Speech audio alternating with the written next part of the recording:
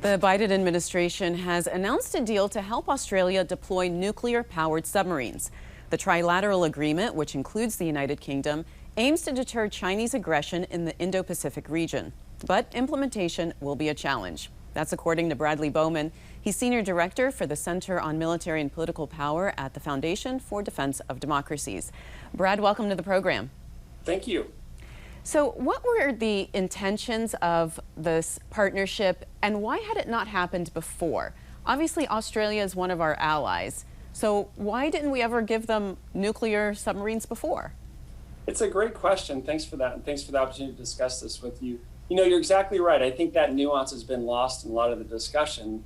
You know, it's not like Australia is a new ally. They've been an ally for decades, and they're one of our most valuable allies. What happened with the agreement between Australia, U.S., and United Kingdom was not a new military alliance. We already have one with Australia. It really, in essence, was a military technology partnership. And that partnership is based on the fact that the United States is in a frenetic military technology competition with both China and Russia. And it's one where, frankly, China is fielding, in some cases, military technology superior to that which our own troops have, which is not a good thing. And so when you survey that problem and then assess our assets, you know, what do we have going for us? We have democratic, tech-savvy allies, and among those are Australia. Now, Australia has been a proud member of the non-proliferation community. They're really a Boy Scout on that front. I mean, they really play it straight and well. We can demand and expect transparency from them. But I would say really Beijing has pushed them to this. You know, as Beijing's economy has grown, they've conducted the most ambitious military modernization effort in the history of the People's Republic of China.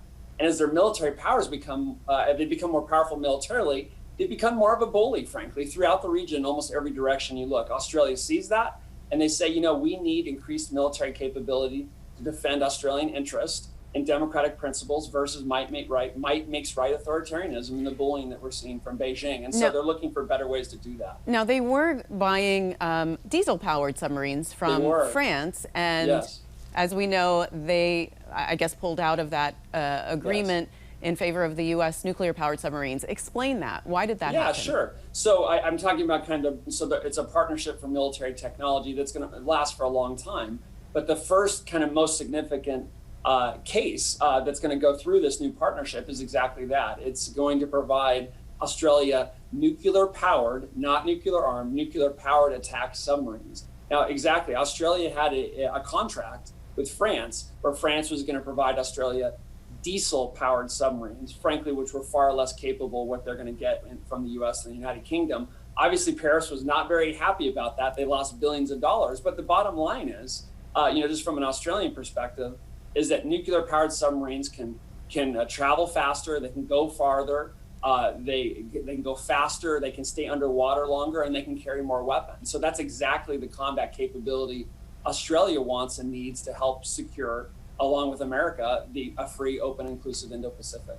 So how has China reacted to this? Not well, I would imagine. No, yeah, it's a good guess. China's reaction has been over the top, like crazy, I would say. I mean, if you look at the Global Times, which is a Chinese Communist Party mouthpiece, basically, they cited an unnamed source as threatening Australia with a nuclear attack. I mean, you heard me right. I mean, that's crazy, right? I mean, China has already nuclear-powered submarines that have nuclear weapons.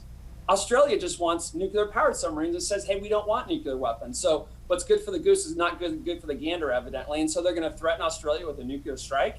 If you're concerned about Australian nuclear weapons, maybe Beijing, you should refrain from threatening to attack them with nuclear weapons. What's behind that, right? Well, there's real fear behind that if you have the United States and our democratic allies like Japan and Australia and India and others, not to mention countries like the Philippines and Vietnam, fielding increased capability in that region, then it's going to prevent Beijing from accomplishing its political objectives with military force. And after all, that's the whole objective. We don't want to invade China. We don't wish ill on the Chinese people, great civilization. We just want to prevent them from deter them from believing that they can accomplish their political objectives in the South China Sea or in the Taiwan Strait with military force so that they come back to the diplomatic table. That's the goal. You know, Brett, the Pentagon says it needs at least 66 attack submarines to meet its operational requirements. How come that has been hard to get to, and who's going to build all the subs for the Australians? Is it going to be us? Because I don't think we can build enough for ourselves. Right. It's a great question. A lot of Americans may not realize. You hear a lot of politicians talking about, oh, we're spending so much on defense, which we're at or near post-World War II lows in terms of gross domestic product and federal spending, but we'll set that aside. What most Americans may not know is that the size of America's attack submarine fleet is actually we're getting smaller. It's getting fewer and fewer. Exactly right. The Navy says it needs roughly 66 submarines. We're going down to roughly 50 by 2026. And I'm talking about Virginia-class attack submarines. Why is that? It's because we've had to retire the older submarines, the Los Angeles-class submarines, and we're not building enough of the newer Virginia-class attack submarines to replace them. And the great concerning thing here is that simultaneously China is building their attack submarine fleet so that they have a larger fleet than we do.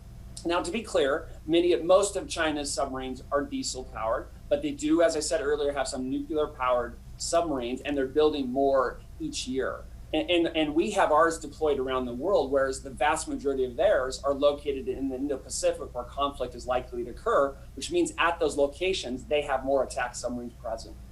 And very briefly, Brad, what else does the Pentagon need to do to have effective deterrence in the Indo-Pacific? We need to get as much military combat power forward as possible with our Quad allies and others to persuade Beijing that they cannot accomplish their political objectives with military force, and that gets to kind of the implementation problem with AUKUS. The Biden administration really messed up with respect to France.